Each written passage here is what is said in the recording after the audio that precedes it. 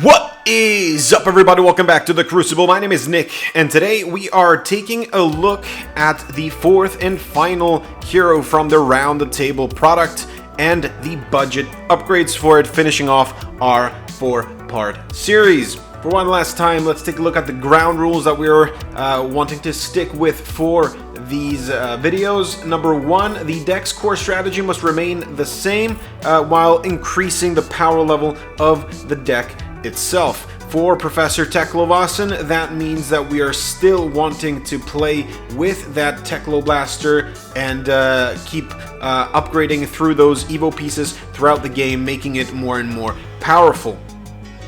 The second rule is that the upgrades cannot total more than $10 to $15 for each deck. And the third and final point is that we also want to have a sideboard to help the deck have some type of game against other varied heroes. So, let's take a look. Right, Professor Teklovossen is a mechanologist hero with 20 health, 4 intellect, and the following abilities. Evos cost 1 less to play for each opposing hero. We can play Evos from our banished zone. Notably, this version of Teklovossen is different than the original Teklovossen card that has that instant play ability. Instead, replacing it with this discounting effect, the more opponents you have, the cheaper your Evos are going to be. This obviously could work well with expensive pieces like the Blue Majestics from Bright Lights, but obviously since this is a budget version of the deck, we are not going down that path. Instead, we are focusing on this. We're focusing on Teklo Blaster. Professor Teklovossen's weapon is quite weak at first glance, with a once per turn action for 3 resources to attack for 2. That is very much below rate, so we are going to be looking at how to be upgrading this with those Evo pieces that come with the deck. Next, perhaps a very boring but necessary aspect of the deck, the base equipment pieces, legs, chest, arms, and head that are used for the deck so that you can put those Evos into play and upgrade those base pieces as the game goes along. Obviously these don't do anything other than have the base keyword, so this is a very quick and easy swap for something a little better. That being the Cogworks set with the head, arms, and chest. These start the game with a steam counter and then have some type of once per turn instant effect for a resource, and removing that steam counter that can only be activated if you have boosted. So since we are running quite a number of boost cards, these could also be utilized. So for the head, we get to shuffle a Mechanologist attack action card from our banished zone into our deck. The arms gives our next Mechanologist attack +1. The chest gives us 2 resources, and the legs gains us an action point.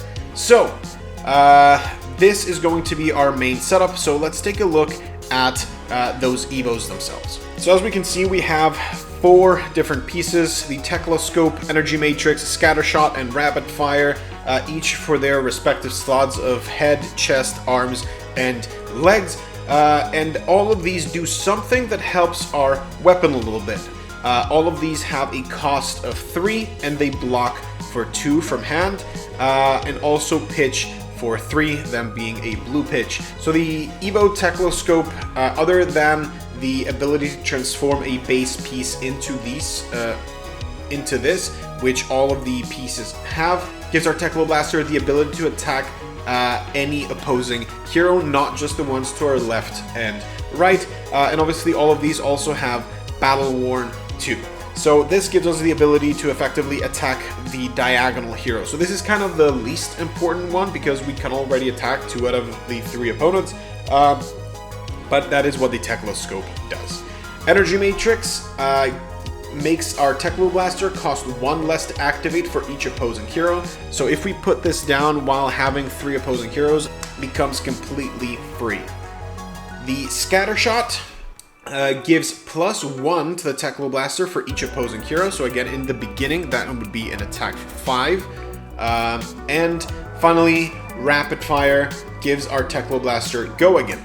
Notably, the middle two become worse as the game progresses. The Tekloscope is effectively invalidated as soon as the first player is eliminated in a 4-person game, but the Rapid Fire is always going to be relevant no matter how many opponents are in the game. So I would rank these by order of priority. I would go with the Scatter Shot and the Energy Matrix quite high as far as putting them down early is concerned, because they will get the most value in the early game rather than the late game. The Rapid Fire is second because that also can work throughout the game. And the Tekloscope itself, to me, is quite low, but at the end of the day, all of these do have that Battle Worn too. And note that these are all base, so you cannot put one in front of the other. We're not doing any upgrades to the Evos because, again, as we said, these aren't base, so we can't have, say, others that transform on top of these, and we don't want to glut the deck with other cards that don't really help this plan. So this is going to be all the Evos that we're running. Next, we have the boost package of the deck. Getting the Evos from our deck into the Banish Zone is one of the highest upsides that we can get, especially in the early game, where our hero ability makes them completely free when in a 3-player or 3-opponent rather game. And we are running basically the best of them with the highest rate with Zipper Hit, 0 to 60, and the throttles that come with the deck. These are all perfectly fine. And we also have a couple of overloops and underloops with that nice ability to go back into the deck. No changes across the board. We have ways to be boosting away cards for cheap with the 0 to 60s or the Zipper Hits. And the rest can facilitate perhaps a single turn where we boost with, say, a throttle, banish an equipment, and because it is free, we still get to play it at the same turn. So very good cards, no changes at all for our boost package. Next up, we have our defensive package for the deck with Rainbow Firewalls. This is a card, it's a block card that blocks for 4 for the red, 3 for yellow, 2 for blue. And when you defend with this, we reveal the top card of our deck. If it's an Evo, we put it on top of the deck. Otherwise, we put it on the bottom. This is a nice ability to set some Evos on top of our deck during an opponent's turn, during an opponent's attack, and then during our turn we can be more certain that when we boost we're going to hit that Evo piece into our Banish Zone. Now granted, the rate for these cards is quite bad for the yellows and blues, because that is effectively the only thing you can do with them is block, and the block value isn't that great, and we do have better ways of setting up those Evos.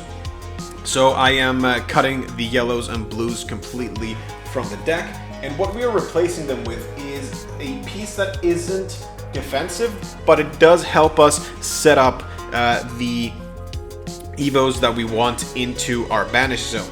So we can block with these and then use the scrap keyword that is noticeably absent from this deck in a couple of red and blue scrap compactors that we can play for 0. They attack for 3 or 1. And we can scrap an Evo piece from our graveyard, so we could block with a piece from hand. And then when this attacks, if it's scrapped a card, we may play our next Evo this turn as though it were an instant. So it effectively acts as a boost card without the go again, but with that ability to remove a piece from the graveyard, put it into the Banish Zone, and then equip it. Effectively, this is a 1-card equip an Evo while also pushing a little bit of damage. So very good cards we're running for in the deck. Finally, let's take a look at the payoffs for running the Evos. Other than the weapon, the deck itself does come with a few Evo upgrade cards that effectively become better the more Evos that we have. First of all, we have Liquid Cooled Mayhem in blue and red. That is a 6 attack for red, 4 for blue. It costs 4, and the Evo upgrade is that it costs 1 less to play for each Evo that we have equipped. So the red, if we are fully equipped, could be a 0 for 6, which is great. Blue, 0 for 4 blue, also great. These obviously don't have go again, but it could be a nice thing if you have, say, 4 Evos in the early game that we can play pitchless by attacking with a weapon, and then if it has go again due to those legs, we then get to throw a Liquid Cool Mayhem without having to pitch anything extra. That is quite good. Mechanical strength also in red and blue. Red for 5, blue for 3, costs 3, and the Evo upgrade is that this gets plus X, where X is the number of Evos that we have equipped. So at full strength, the red would be an attack for 9, and the blue would be an attack for 7. Very big, good numbers. Very good for that late game. Just pitch a card and then throw 9. This is obviously very powerful.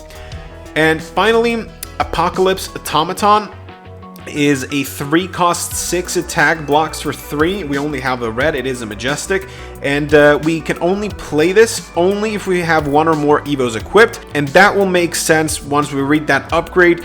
This attacks up to X target opposing heroes, where X is the number of Evos you have equipped. So if we have 0 Evos equipped, you know, it attacks no heroes. That doesn't really make much sense. So once we have 1 Evo, this is just a 3 for 6. Not impressive. 2 Evos, we get to attack 2 opponents with a single card. 3 Evos, then we get to attack all of our opponents off of 2 cards. Pitch a blue, attack with this. It is effectively a 2-card 18. That is very good. So these are all of the cards for the main deck of Professor Teklovossen. Obviously, we can't really change too much about it because we still need to keep that mech class throughout the deck because we are boosting. So let's take a look at the sideboard and where, frankly, most of our budget has gone to. So this is our sideboard, and as I've said, most of the budget has gone to 2 cards, that is Physiotronic, Model I, and Fabricate.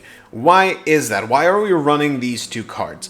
We are going to struggle against wizards. We need some type of way to combat that arcane damage, and the reason for that is because we have no way of preventing it throughout our deck. We can block damage, but we cannot block arcane damage. So Physiotronic Model I gives us that Arcane Barrier 2, allowing us to pitch a blue to prevent 2 of that damage. This could possibly be enough to help us throughout the game carry on our plan. Additionally, we can have an action to destroy this whenever we boost this turn, we get to draw a card and put a card from our hand on top of our deck. So there is a way for us to destroy this. Why do we want to destroy this? Because we might want to be able to equip a 4th Evo for that really powerful late game stuff from Mechanical Strength or Liquid Cool Mayhem, and this is where Fabricate comes in, and the proto base set that we've repurposed from the original piece of equipment that Professor Teklovossen has. So Fabricate is a 0 cost instant that we get to choose to. We can either equip a base piece with a proto in its name, that is where this comes in. Evo permanents we control get +1 defense this turn, also could be quite good against more aggressive matchups so that our Evos become a little better, we get more use out of them. We can put this under an Evo permanent we control. This is not relevant for this type of build, so we would never choose this. And the final one, we may banish an Evo from our hand, and if we do, we draw a card. Again, this could be nice card advantage, but in general, this would be kind of a package that we'd also run with Oasis Respite. It is only a 2-of against the wizards. It works well with Physiotronic, allowing us to pitch a blue for 2 into Physiotronic and then use the floating 1 resource for Respite itself, preventing the next 4 damage that will be dealt to our target hero this turn by a source of our choice. And then if we have less life than each other hero, they may gain 1. That is, you know, not that easy to come up in a multiplayer game, but effectively this can prevent up to 4 damage from an arcane source of our choice. That is mostly why it is here. Finally, we have Scrap Hopper.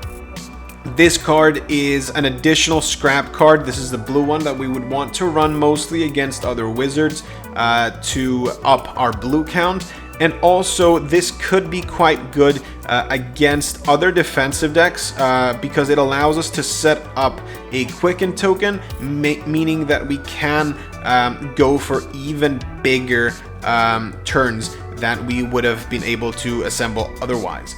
Especially if we don't have our legs yet to give our weapon go again, because none of other non-boost cards do have go again.